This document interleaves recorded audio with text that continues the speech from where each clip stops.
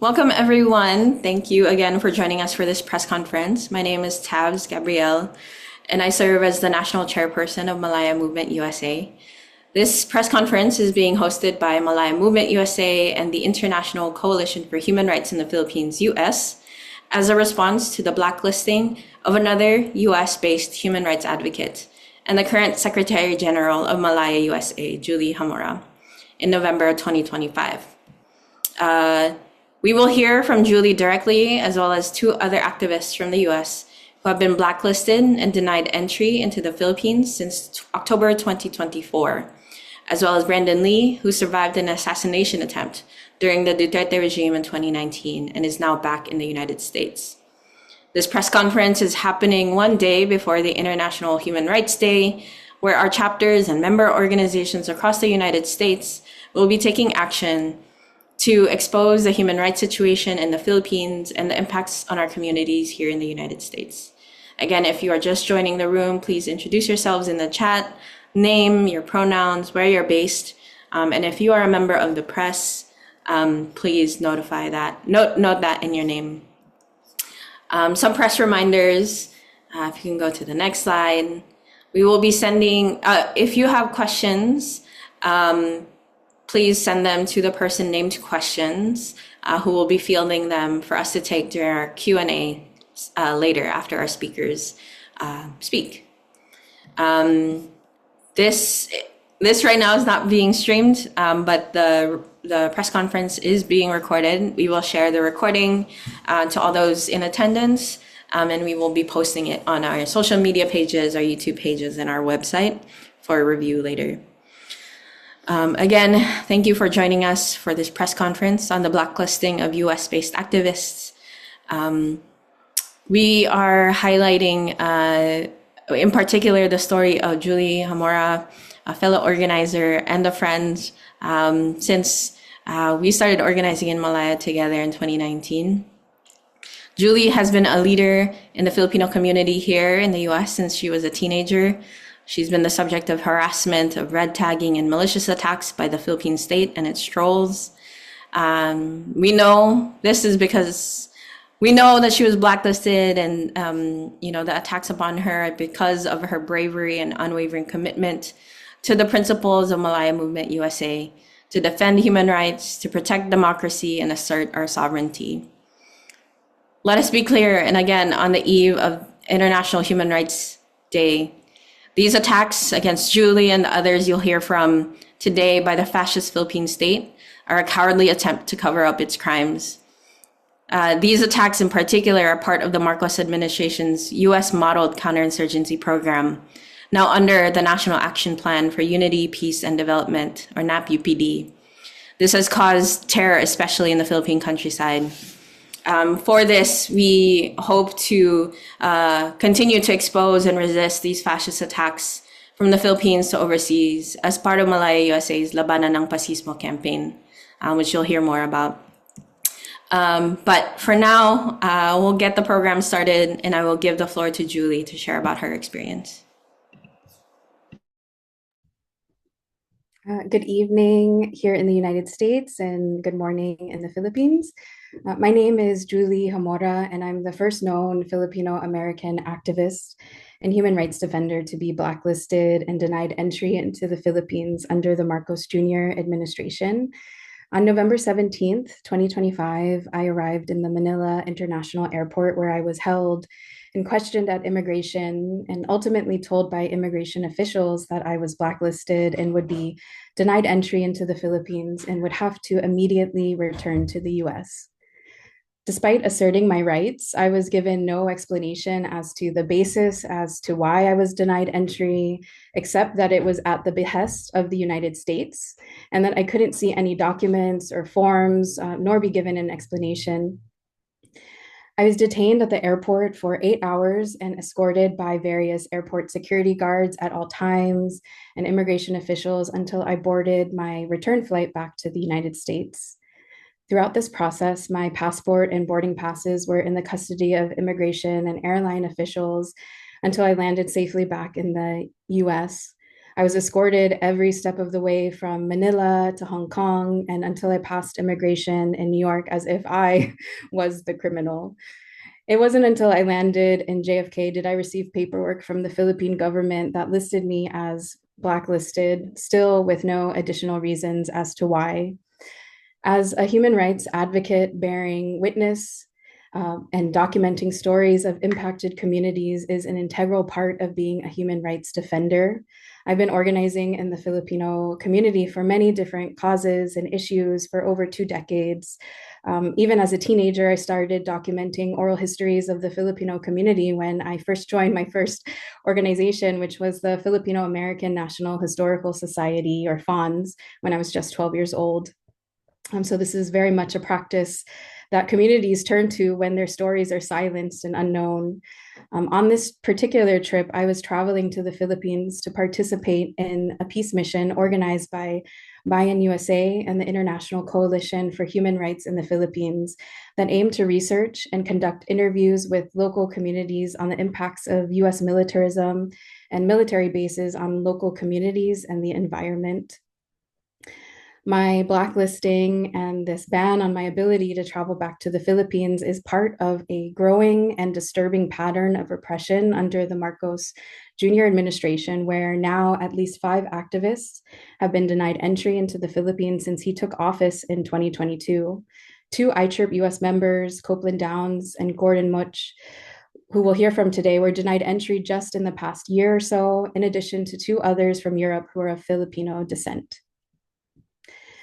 At this time, there are mass protests against the Marcos Jr. administration's massive government corruption scandal, where politicians and developers have pocketed and stolen billions of pesos and tax dollars for sham flood control projects that have literally cost hundreds of Filipino lives and displaced hundreds of thousands just this typhoon season.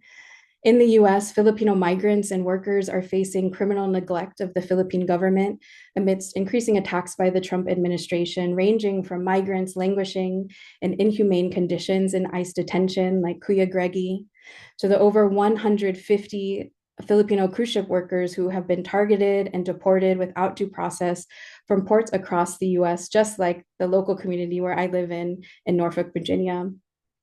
Yet the Marcos Jr. administration prioritizes political repression instead of repression of activists instead of responding to the many political crises happening in the Philippines and among overseas Filipinos. Banning activists will not solve the human rights crisis, bad governance, corruption, landlessness, unemployment, and attacks on Filipino migrant communities in the US. And the Marcos Jr. government feels so threatened by those of good conscience, by those who expose the failures of government and the actual conditions of everyday Filipino people, that they ban them from entering. So my question to Marcos is, why ban human rights defenders if there is nothing to hide? I'm no stranger to political repression and attacks from the Philippine state and supporters of the Duterte and Marcos political dynasties. The Malaya movement was founded in direct response to the increasing fascism under President Rodrigo Duterte from his war on drugs and deadly counterinsurgency programs that have claimed the lives of over 30,000 Filipinos, which now Duterte, through the courageous act of victims' families and community organizers fighting for justice, is awaiting trial at the International Criminal Court in The Hague. The Malay movement throughout the years of our founding has been maligned and red tagged by the Philippine government agencies like the National Task Force to End Local Communist Armed Conflict, or the NTF-LCAC, and by Duterte and Marcos supporters. During my last trip to the Philippines was in 2018. I also had participated in a research and an immersion trip that investigated the impacts of Duterte's martial law and counterinsurgency policies in Mindanao. My group was specifically researching the impacts and aftermath of the Lake Cebu massacre, where 8 indigenous Toboli, Dulangan, Manobo, or Lumad leaders were killed by the Philippine military for fighting back against land grabbing of their ancestral lands from corporations and powerful local families like the Kunsunhis. The community experienced so much surveillance and fear that hundreds in the community were forced to evacuate from their homes for their safety. And despite meeting with many local government officials prior to visiting the impacted communities, we were frequently harassed by the military. At one military checkpoint, a military official violently grabbed my phone from my hand for documenting. And while en route to a press conference, my team, composed of human rights defenders and even missionaries from the United Methodist Church, were stopped at a military checkpoint and escorted by the military convoy to the Bureau of Immigration, where we were questioned for hours and ultimately released, since we were doing nothing wrong, but simply bearing witness to these atrocities.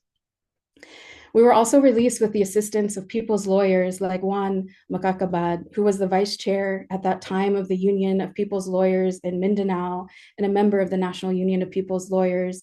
And for his fearless representation of Filipinos, of activists, he was eventually assassinated in 2021 under the Duterte regime. It's many of these policies that I've witnessed firsthand. It's the harassment I've experienced, the detention I've experienced under Duterte that continues on into the Marcos administration.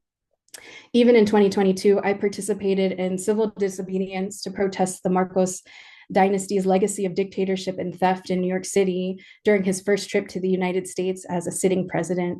Myself, along with 5 others, were violently manhandled by security at the Asia Society Forum, to which he was going to speak at. And afterwards, I was subjected to online harassment by Marcos supporters. There were even memes created of me roasting over an open fire. So the very real reality of red tagging, of harassment, in the Philippines can be deadly.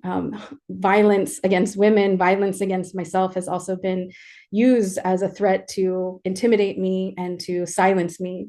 But of course, I'm here today. I'm continuing the fight. And on a personal note, I am a proud daughter of Filipino immigrants who migrated to the US in the late 1970s from Bicol and Eastern Samar. My mom has worked as a nurse for over 40 years, and my father has served in the US Navy. And being banned from returning to my homeland and being unable to see my family and friends in the Philippines is heartbreaking. It's truly heartbreaking. You know, even as my parents are choosing in the future to retire to the Philippines, there may be a possibility of not being able to go home to them.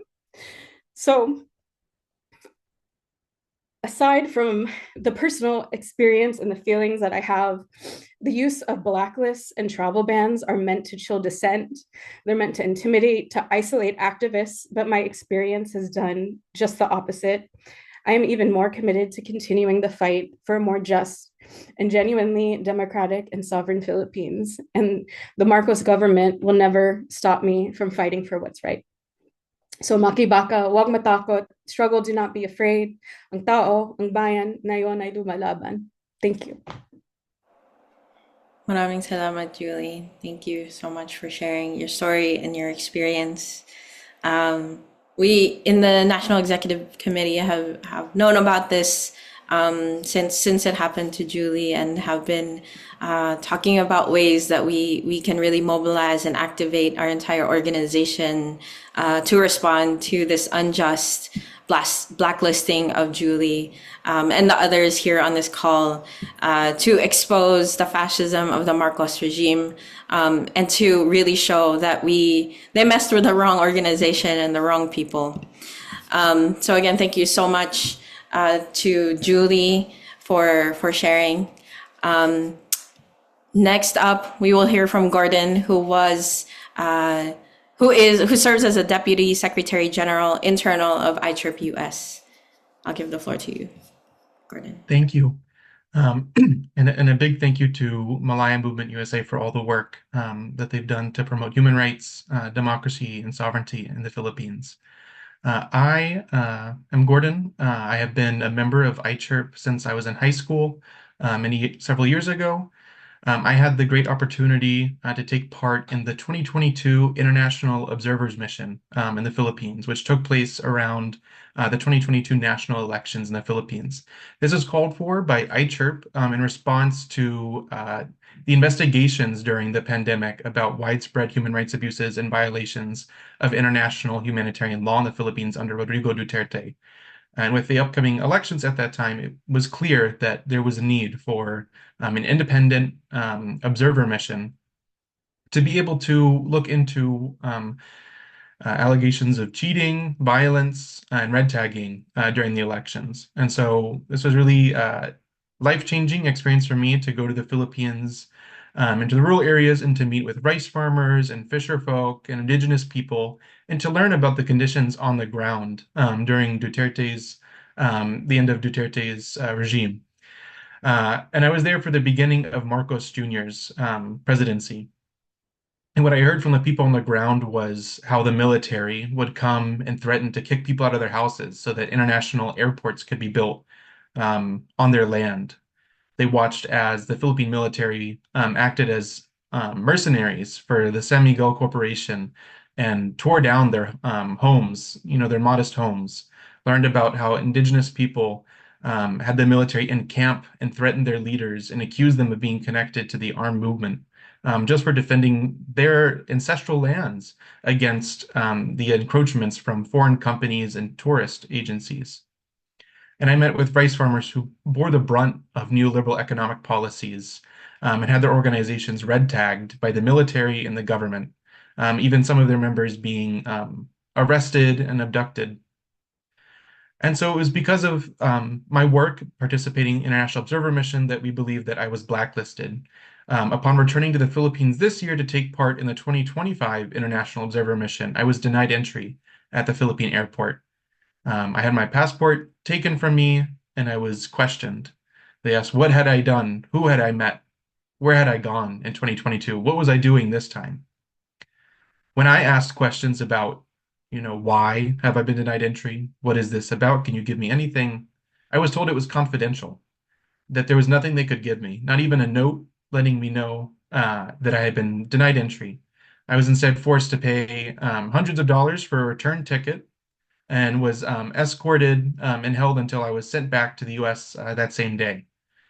Upon return, repeated attempts to the Philippine embassy have not borne fruit. They've said that it has to be addressed to the Bureau of Immigration, that this is a matter of national security, that it is confidential and that they cannot share anything about my blacklisting. So that's the nature of my blacklisting, which is related to the International Observer Mission that Copeland and I had participated in 2022. And similar to Julie, this is really an attempt by the Marcos Jr. Administration to prevent, advocates outside the Philippines from entering the country, from investigating, from meeting with the people who are bearing the brunt of these fascist attacks in the Philippines, and from supporting them and sitting in solidarity with them. And so I'd like to talk about Marcos Jr.'s counterinsurgency operations, his National Action Plan for Unity, Peace, and Development, or the NAPUPD, which he had put into order earlier this year with Memorandum Circular number 83. And this strengthens the whole of nation approach that was brought into being by Duterte, his predecessor, a bloody tyrant who, like Julie had mentioned, is now awaiting trial with the International Criminal Court for crimes against humanity. Through his Executive Order 70, he established the National Task Force to end local communist armed conflict in 2019, just months before the attempted assassination of Brandon Lee. The NTF-LCAC is a counterinsurgency implementation task force, the Philippine government, that is based off of the US counterinsurgency manual. So Marcos has strengthened and expanded the role of the NTF-LCAC, despite widespread calls to abolish it from numerous international human rights organizations and even from the United Nations special rapporteurs themselves. So the NAPUPD strengthens this whole of nation approach. And this whole nation approach means that all government agencies, the civilian ones, right, are really put under the direction of the military and Marcos himself as the head of this national task force. This includes the Bureau of Immigration, which is the agency responsible for the blacklist, as well as the Department of Foreign Affairs. These are put under the rule of Marcos and the military to implement this US-backed counterinsurgency. So the NTF-LCAC operates through numerous clusters, and we want to focus in on the International Engagement Cluster, which involves different intelligence operations and overseas embassies to monitor and red tag and attack people's organizations of overseas Filipinos, as well as solidarity organizations, including labor unions, churches, human rights organizations, and lawyers who are concerned about the human rights situation in the Philippines. This international engagement cluster is now headed by the infamous rabid red tagger El Mercato, who was a former consul general in New York. And during his time there was responsible for the red tagging of organizations like Malaya Movement and of Julie. So Marcos Jr. is strengthening and expanding the role of the NTF-LCAC through his NAP-UPD to further blur the line between combatant and non-combatants, so that the whole of the Philippines could be pacified, to be served up on a platter for foreign corporations and the US military, rather than in the interests of the Filipino people. So this US-backed counterinsurgency that is carried out through the NAPUPD and its national task force has a horrible effect on the Filipino people. What we're seeing is, especially in the rural areas and in the countryside, villages are placed under de facto martial law, where the military will encamp in their squares, in their barangay halls, in their schools, in their churches, and they'll interrogate community leaders. They'll harass any organization, accuse them of being fronts for the New People's Army. They'll prevent farmers from going to their fields to be able to make their livelihood. And in other areas, we've also seen reports of bombing from the air, where they'll drop 500-pound bombs on these rural communities, strafing them from the air, later claiming that they were firing upon NPA camps. But of course, there's no reports of NPA casualties, only reports of children and farmers being struck by stray bullets from the armed forces of the Philippines. There's also assassinations of mass leaders in peasant organizations among indigenous people, as well as in the cities, attacks on union leaders, red tagging of people's organizations, accusing them of being fronts, especially among the urban poor and the students. The NTF-LCAC and then APUPD put a special interest on infiltrating and harassing student organizations protesting against corruption and fascism and servility to foreign interests among the universities, which is especially concerning given the widespread and weekly walkouts and protests among the student organizations. So it's really clear that Marcos has adopted fully Duterte's NTF-LCAC and counterinsurgency approach and strengthened it for the benefit of himself and his family and his clique that is at the top of the Philippines. He is at the top of the military hierarchy, at the top of this NTF-LCAC, and at the top of this widespread corruption scandal. And so it's concerning that Marcos is continuing and is given such widespread respect and support from the U.S., given the record of the counterinsurgency there. And so along with the others here and the rest of Malaya Movement and ICHRP and other organizations fighting for human rights will continue despite the blacklisting. I am not afraid or discouraged. It's only more reason for us to continue to advocate for human rights and just and lasting peace in the Philippines. Thank you so much, Gordon, for sharing your experience and giving us a look at what is actually happening under Marcos Jr. I think despite Marcos's attempt to present himself as a kinder, more democratic alternative to his fascist predecessor, your experience, the experience of Julie and Copeland being blacklisted, really shows us that Marcos is continuing a lot of those fascist anti-people policies. And we see it most expressed in his brand new National Action Plan for Unity, Peace, and Development, and the ways that he's still using and weaponizing the whole of nation approach against the people in the Philippines and overseas. So thank you so much, Gordon. I'll pass it to Copeland, who currently serves as the Vice Chair of International Coalition for Human Rights in the Philippines, US. Copeland. Hi, everyone. Thanks for being here today. In October 2024, I had a very similar experience to Julie and Gordon, what they've described. I was traveling to the Philippines for the Kerapatan Human Rights Alliance 6th Congress as an observer on behalf of ICHRP US. At the immigration checkpoint in Manila, I was held by immigration, and among the very few details or basis that was shared, it was explained that the US had filed an exclusion order against me in October of 2022, allegedly for attending a political rally that year. But like Gordon mentioned, I had just been in the country for the election observers mission that really consisted of interviewing communities in different areas about their experiences of the presidential elections, which, as we and others found, were rife with corruption. Strangely, during that period, during my denial of entry, another detail that the immigration officer revealed to me was that the Philippines coordinates with the US and European intelligence agencies. She said plainly what we see outlined in the policies and programs of the US, that they support and direct the repression of activists and the increasing militarization and counterinsurgency programs that we heard about from Gordon. The US has a vested interest in the counterinsurgency violence that the government enacts, since the People's Movement and the assertion of sovereignty and democratic rights by progressive groups is a thorn in the side of the US regional interests. The US interests in the region include the continued use of the Filipino people as a source of cheap labor, both in the production of goods in the country for export and literally exporting Filipinos themselves overseas for low-wage jobs like seafaring, nursing and care homes, domestic work, construction, even teaching. In addition to labor, the US exploits the environment and agricultural products through corporate giants who steal and privatize land to export fruits, fish products, precious minerals, timber, oil, and more. We've even seen the liberalization of public utilities, allowing corporations to control and profit from basic necessities of everyday people.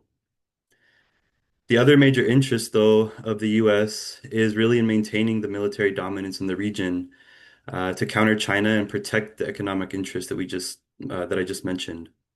The Marcos government continues to kowtow to the needs of the U.S., utilizing the Philippines as a military base. Agreements like the Enhanced Defense Cooperation Agreement, or EDCA, have been used to expand the number of military bases operating in the Philippines by the U.S. from 5 to 9 officially. However, we know that there's at least 7 more that are unofficial for a total of 16. What's more is that there's provisions for these bases that allow the U.S. to operate there without having to allow the Philippines military or government personnel into them, which indicates not just collusion, but actually Philippine subservience to the U.S. The U.S. provides surveillance support to the AFP and billions of dollars of military aid for AFP modernization, which contributes directly to the aerial strafing, bombings, and the other military actions that terrorize peasant communities and amount to war crimes, which Gordon outlined. We can expect this to increase with the newly established U.S. Task Force Philippines. The complicity of the U.S. in committing these crimes is clear, but they rely on the counterinsurgency rhetoric of the Philippines government for political legitimacy and to avoid accountability. Each of our experiences, each of our individual experiences of blacklisting fits into this larger pattern of repressive actions by the US and the Philippines government who coordinate together to suppress democratic rights and trample on those who are calling for a sovereign and peaceful Philippines that works for the vast majority of people. Thank you. Thank you. Thank you so much, Copeland, for sharing your story. You know, I was actually in the Philippines the day that Copeland was denied entry. I was waiting for him to arrive to the Philippines because we were both set to attend the Karapatan Human Rights Conference together. I was first, of course, very concerned about his safety, wanted to make sure that he was safe, even in the hands of the state and the Bureau of Immigration there. And when I learned that he was going to be sent on a plane back to the U.S., you know, I think the second feeling that came was really anger that he was denied entry to attend and bear witness to hear about the human rights situation in the Philippines. Realizing now, especially as we got the call about Julie being denied entry a few weeks ago, realizing now that this that was the first of what was and has become a concerning trend against activists. This blacklisting as a tool to silence and repress and to hide behind. And so thank you to Julie, Gordon, and Copeland for sharing about your experience. Before I go to our final speaker, I want to remind folks to send questions to our speakers today, to the person named questions in the chat. We will be taking them during our Q&A section right after our final speaker. And so with that, we have invited Brandon Lee, current chairperson of ICHRP-US, to give reactions and share their own testimony of experiencing repression and attacks from the Philippine state. So I'll call on you, Brandon, to share your story. Hello. First of all, I salute you, Julie, Copeland, and Gordon, for continuing to work for the Filipino people, exposing the ongoing human rights violations of the US-backed Marcos regime there in the Philippines and here in the United States, despite the personal attacks, red tagging, and blacklisting.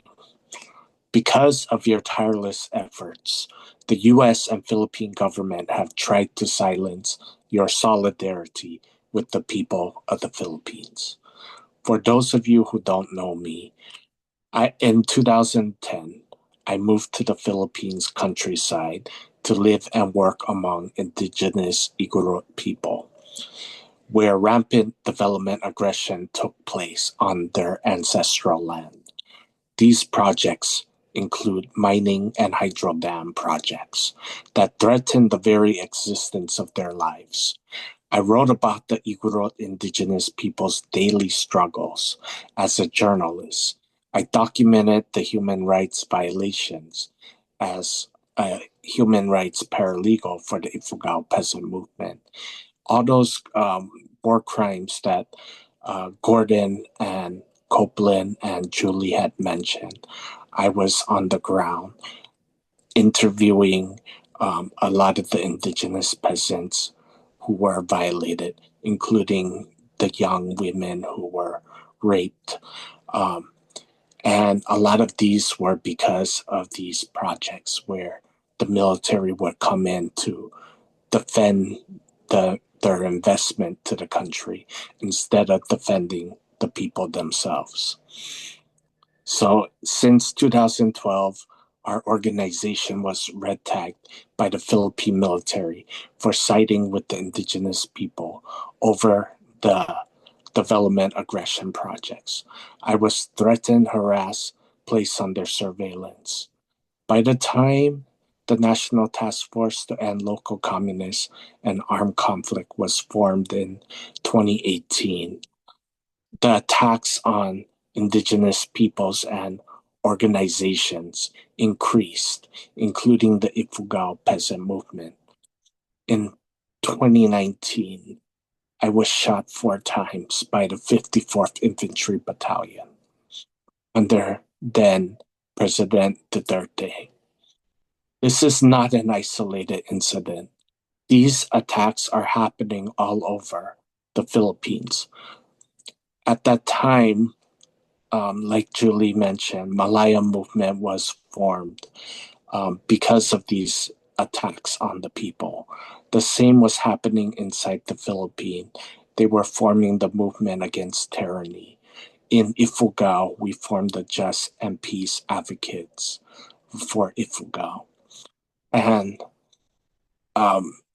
since then, Malaya movement and ICHRP have documented these violations of international humanitarian law and help expose these atrocities.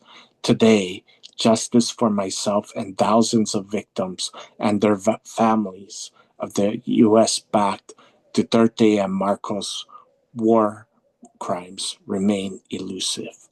The Commission on Human Rights in the Philippines has archived my case, citing they need more evidence, despite the fact that not one of the military or police perpetrators had answered their subpoena. Exactly 1 year ago, Julie and Copeland accompanied me to seek justice from the Philippine government. Philippine Ambassador Romualdez was supposed to meet with us. However, he sent an embassy staff. Essentially, that staff denied that they can do anything for myself and for the activists that the Philippine government continued to surveil and red tag. They deny any kind of responsibility to those kinds of violations to our rights. And they denied that the Philippine government had anything to do with blacklisting Copeland, as well as colluding with the American government in his blacklisting. They continue to deny that they are targeting activists critical of the Philippine government programs and policies. Yet since that meeting, Gordon and Julie have been blacklisted from entering the Philippines. What is the US and Philippine government afraid of? They are afraid of us, standing in solidarity with the Filipino people, exposing and opposing US imperialism and interference, and highlighting the ongoing attacks in the countryside. My colleagues and I reiterate that activism is not a crime. Solidarity is not a crime. We demand they delist all activists from the US-Philippine blacklist now. Thank you so much, Brandon. As always, you serve as an inspiration to me and so many others in your continuing fight and commitment for the Filipino people. Justice for Brandon Lee. Like what Brandon asked, what is the US and Philippine government afraid of, right? What is the Marcos regime hiding? I'll just say again, tomorrow is International Human Rights Day. And we should know the human rights violations and violations of international humanitarian law happening under the Marcos regime. According to Karapatan and Dahas, since the beginning of this year, there have been 134 extrajudicial killings, 5 incidents of massacres, 696 total political prisoners, 163 of whom were arrested under Marcos Jr., 10 million instances of victims of red tagging, 57,000 victims of bombings, 14 victims of enforced disappearances, 822 victims of illegal arrests, 227 victims of terror laws, and 250 drug-related victims. There have been hundreds of deaths from the typhoons that have just hit the Philippines. And what the Marcos regime is afraid of is for people to bear witness to these realities and to expose him as the fascist that he is. And so thank you to those, to all of our speakers today, to Julie, to Copeland, to Gordon, to Brandon, for sharing your stories and sharing your fight with us. We will now go into our question and answer portion for our program today. And so let me pull up the questions. To Julie, and maybe to everyone, did they give a time frame, or is the ban indefinite? Personally, for me, I was not given any information about the reason as to why I was put on a blacklist. When you are blacklisted in the Philippines, it is at the discretion of the Bureau of Immigration to determine the length. It could be for a period of 5 years, 10 years. It could also be indefinite. This is part of some of the next action steps is to demand transparency into my situation. What is the grounds, and also what is the length? And if Gordon or Copeland would like to respond to. Yeah, same for me. It's up to the Bureau of Immigration. They're responsible for the blacklist. I would assume that the Philippine government and Marcos would remove the blacklist if we gave up our fight and we went over to the side and supported them and said the human rights situation is great under Marcos. He's made a clean slate, but that's never going to happen. I think I'll just add, similarly, was not given a timeline, and I think that's what is so infuriating about this whole thing is the opaqueness. Like, there's just no transparency at all. When we've met with U.S. senators, they've said, well, it's bizarre that the U.S. would put you on a blacklist, and the Philippines is saying, well, it's the U.S. who put you on a blacklist. So, it's like the meme of the Spider-Man like pointing at each other, and no one's taking accountability. And so that's, to reiterate Julie's demands that we're really calling for transparency, for calling for any information that we can get. But there's really, right now, I mean, after a year of filing FOIA, Freedom of Information Acts, we still don't actually know anything. So.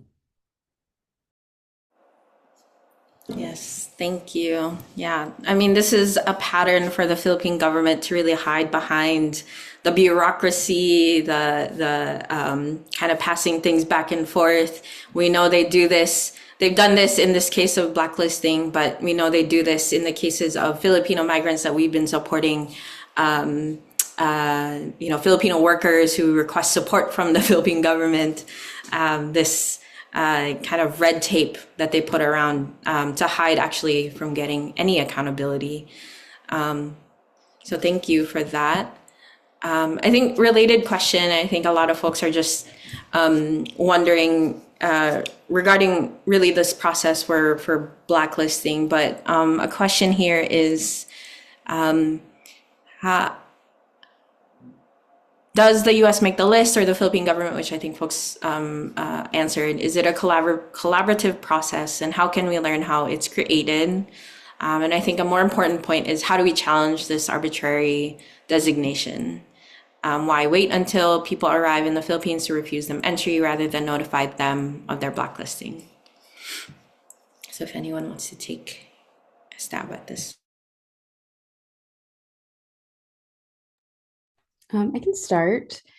So in the experiences that both Copeland and I had when we were denied entry into the Philippines, the Bureau of Immigration explicitly said in different ways. For me personally, they shared that I was blacklisted and denied entry. The United States sent a form or document that I cannot disclose to you, I cannot share information about to you. So it's very clear that there is collusion between both the United States and the Philippine government. The United States and the Philippines have long collaborated when it comes to intelligence sharing. The United States is also provides the most tax dollars and security assistance to the Philippines and directly trains the Philippines in the conduct of counterinsurgency operations. Police forces are directly coordinating. There used to be a memorandum of understanding between the New York Police Department and the Philippine National Police. So, whether it is these different counterinsurgency cooperations and trainings or direct military trainings through the Balikatan exercises, it's very clear across all boards that there is collaboration happening. What we don't know is the great lengths to that. There is a lack of transparency on where our US tax dollars are going, a lack of transparency on the role the United States plays in surveilling of overseas Filipino and solidarity activists. And this is what we really have to fight and pressure our legislators, pressure the Philippine government to disclose. And if anyone else wants to share. Yeah, I can just share again a little bit to elaborate on what I said earlier. Part of our campaign that came out of my blacklisting last October was really to understand the legal opportunities and frameworks. Again, it was like we weren't getting anything from the Bureau of Immigration in the Philippines. Nobody in the US would tell us anything. And so we went the Freedom of Information Act route, which was to file basically with every major department, from ICE to CBP to the State Department to whoever we could reach out to. And really, everyone responded and said, we either don't have anything or we're not going to tell you if we do, which is, like just adds to the frustration and the lack of transparency. And so I think on one hand, like we want to keep engaging senators and elected officials to really make them aware. Sometimes they're actually not told either. But they sit in a position where we can make the issues more high profile. And so engaging senators and elected officials to help us investigate and to put pressure on the government, raise the alarm that way is one kind of thing that we're looking into. And the other thing too is I think this actually really points to like iChirp has talked about engaging lawyers for a long time, and this is really why. I think we need like pro people lawyers in the U.S. who can also help navigate these things and kind of play the game a little bit in a way that is not accessible to most of us, right? Like none of us, or very few of us, are legal experts or anything, and so we really want to find the people out there who can help dig in more. And then I would say that like with all things, I think just public mass pressure is another place that we really want to build. So all of the agitation, I'm seeing in the chat, people are like, yeah, this is infuriating, this is really frustrating. And so yeah, let's take to the streets and really raise the alarm, I guess, really put pressure on the folks in our area and raise the profile more so that it's not just gonna like go away. Like the government's banking on the fact that this will just kind of like go away. And we really have to keep the pressure on in the same way that I think Brandon's campaign actually has done a very good job of and has resulted in the government being forced to the table again and again until we get answers. So, yeah. Yes, thank you, Copeland and Julie. Yeah, we know now officially of 3 people who've been blacklisted, and we know that they were blacklisted because they went to the Philippines and were denied entry. There could be many, many more. And it would not be surprising that there would be many more. And so, I think the push for transparency, the ways that we can build up this mass movement, to amp up public pressure on US-based legislators, but also Philippine representatives, Philippine government representatives here in the United States to advocate for those people here, I think will be really critical in this campaign against blacklisting. I'll just go into the last question and then we'll close here. But this question is related to what we're seeing kind of unfold in front of our eyes right now in the Philippines. So how do you foresee this issue change given the unrest caused by the larger issue of government corruption? What is your assessment of the current anti-corruption unrest, and will it usher in the change activists are hoping for? So I'd love to hear from everyone. If anyone wants to start.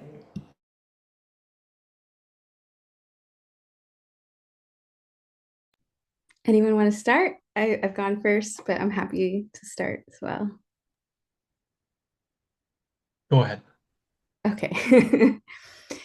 Yeah, there really is such a reckoning in the Philippines right now with the exposure of the massive government corruption related to the flood control projects. And that's just one issue. We know that it is systemic, and Filipinos have awakened and they are building such a powerful movement against government corruption, but also the systemic issue of bureaucrat capitalism, where politicians, where businesses, corporations are really robbing the Filipino people blind, so much so that we are still left underdeveloped, unemployed, literally drowning in floods and being forced to migrate from our home to work overseas, only to be exploited by governments like the Trump administration currently attacking Filipino migrants and immigrants here.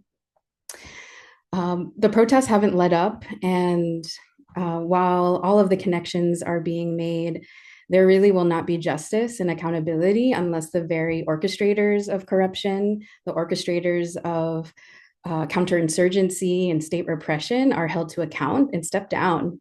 Both the Marcos and Duterte political dynasties are accountable to corruption, are accountable to the killings, the political repression.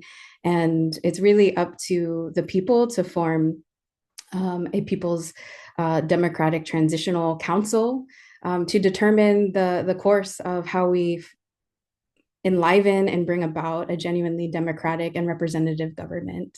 And we have a role to play overseas, and it requires us organizing our communities, raising these issues, bearing witness in the Philippines, bearing witness to the struggles of migrants and workers here, so that we can enact the change that we want to see and overturn this and have genuine accountability.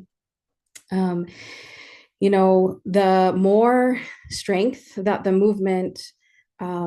more strength of the movement there is, the more people who are organized, there will be more repression, there will be more blacklisting, but we still need to fight amidst the repression. And while blacklisting, you know, I would imagine that the migrants' rights movement is growing so much with the Tango Migrante movement, with people literally fighting to end ICE arrests on the streets, that this will result in even more surveillance and blacklisting and collusion between the United States and the Philippines. So it's really our duty to stay vigilant, to organize, and build a powerful movement, because they cannot silence us all and they cannot blacklist us all.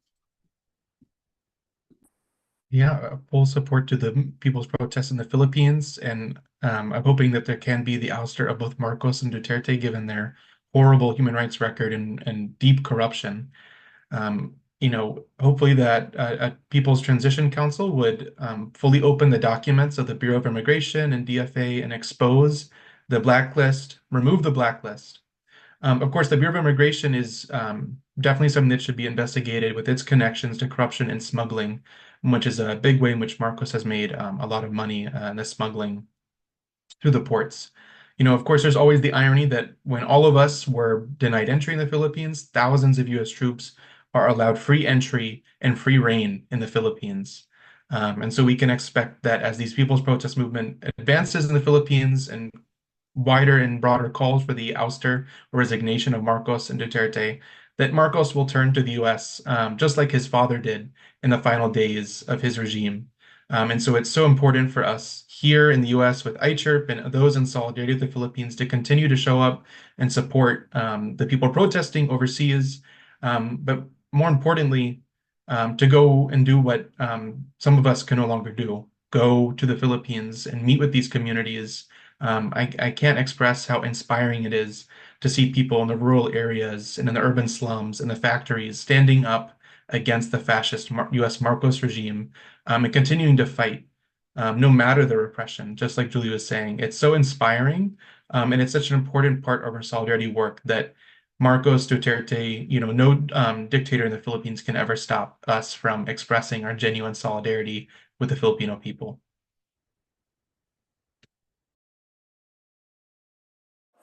Thank you. Copeland, Brandon? I think Julie and Gordon said it all. But pretty much we have to be wary of how the Philippine government, how the US government sees this now. Uh, you know,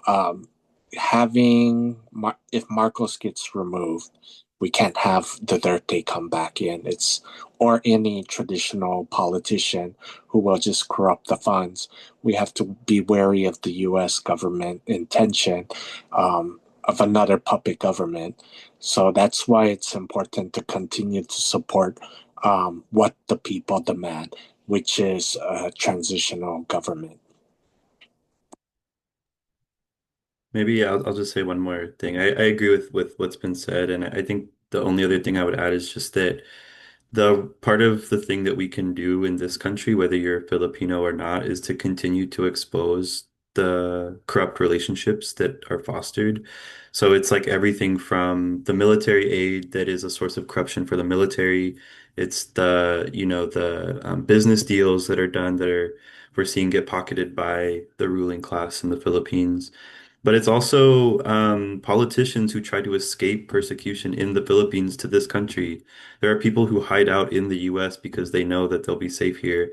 And these are the people who are the architects of the counterinsurgency programs that are killing people in the Philippines, and they're given safe harbor here. So, I mean, I think those are things too that we need to pay attention to.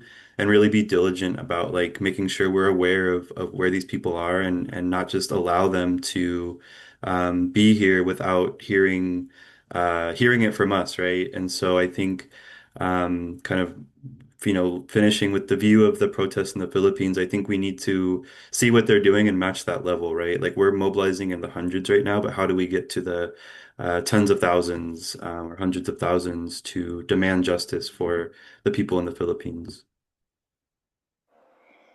Thank you all so much. That is it for our Q&A, but I appreciate all of your sharings and call to all of us to continue to fight back and resist against fascist repression in the Philippines. We will close out by sharing some of the, concrete demands for those of us here on the call to really demand that the Philippine government remove Julie, Copeland, and Gordon and all human rights defenders from the blacklists. We demand that the U.S. government stand behind its citizens whose rights have been violated by advocating for the removal of U.S. citizen human rights advocates from the blacklists. It's important that we are able to really advocate on behalf of the folks that are on this call here today to put on that public pressure and to ensure that we are actually able to see justice. Some calls to action for everyone here. Again, as I mentioned, tomorrow is International Human Rights Day, and there will be activities happening throughout the country from coast to coast, and we will be sharing a calendar of actions in the next day, and it will be posted on our website, malayamovement.com. For everyone here who is part of an organization or as an individual, if you know Julie or Copeland or Gordon, we are encouraging people to release statements of support this week and share that on social media. Tag Malaya Movement and ITRIP-US on those posts so we can see and show support for all those that have been blacklisted. And then as we push forward in this work, we will be developing plans about advocacy to US-based legislators as well as to the Philippine government. So please continue to reach out to us. If you are not yet in an organization, please join one, and we will be carrying on this fight together. And then I think one last slide here. Just to reiterate, stop blacklisting human rights advocates, remove Julie, Copeland, Gordon from the blacklist, and justice for Brandon Lee. As we've seen today, we know that justice has remained elusive and no one has been held accountable for these crimes, not the crimes that we've heard about today, not the crimes of corruption and stealing from the Filipino people, or if there has been justice or arrest, it's small fish. But we know those at the very top are eluding justice. This is a trend, a pattern. When crimes are exposed, nothing happens because the system in the Philippines is so broken and justice is never fully served. And so as the Filipino people are calling for a better system that really serves the interests of the people, we must fight and stand alongside all of those, continue to protest for a better Philippines, for a truly and genuinely democratic Philippines. And so thank you again so much for joining us for this press conference. We will see you all in the streets in the coming days. Thank you and good night.